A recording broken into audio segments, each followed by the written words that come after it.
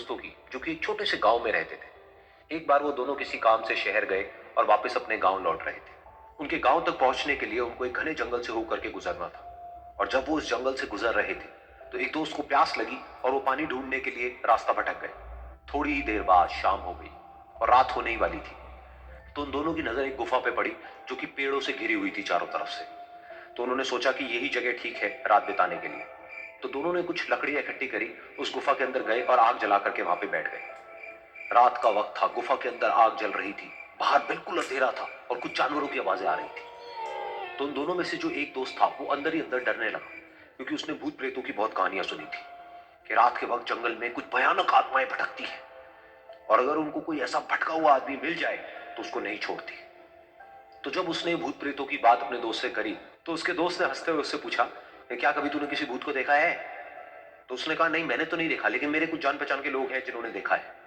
तो उसके दोस्त ने उसको समझाने की बहुत कोशिश करी कि यार ऐसी सुनी सुनाई बातों पर विश्वास नहीं करते हैं, अब तू सो जा और मुझे भी सोने दे, मुझे नींद आ रही है। और इतना कह करके उसका दोस्त वहीं पर लेट गया और थोड़ी देर में सो गया।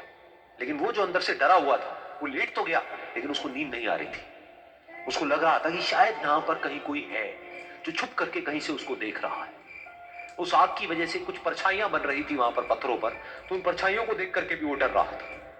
फिर कुछ घंटे तक ऐसे ही चलता रहा। फिर उसके बाद में क्योंकि वो थका हुआ था तो उसको नींद आ गई। लेकिन नींद आने के कुछ देर बाद ही उसको एक सपना आया।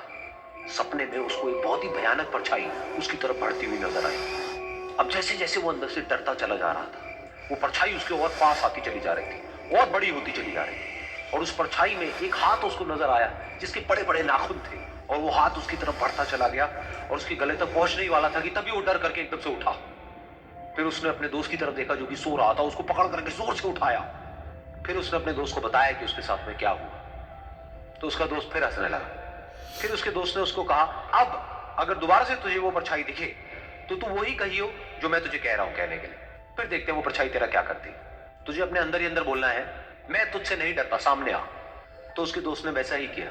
थोड़ी देर बाद दोबारा से उसको सपने में वही परछाई नजर आई, और वो परछाई धीरे धीरे उसकी तरफ बढ़ने लगी। लेकिन इस बार वो उस परछाई से डरा नहीं, बल्कि अपनी पूरी हिम्मत जुटा करके उसने वही कहा, मैं तुझसे नहीं डरता, सामने आ। मैं तुझसे नहीं डरता, सामने आ। मैं तुझसे नहीं डरता, सामने आ। जैसे जैसे वो ये बोलने लगा, वो परछाई छोटी और उससे दूर होने लगी। वो बोलता रहा, वो परछाई छोटी होती रही, और धीरे धीरे वो परछाई दिखनी बंद हो गई। बिल्कुल ऐसा ही हमारी जिंदगी में भी होता है। हमारे अंदर जितने भी डर हैं, उससे हम जितना डरते हैं हम उतना ही छोटे होते चले जाते हैं, और वो डर उतने ही बड़े होते चले जाते हैं।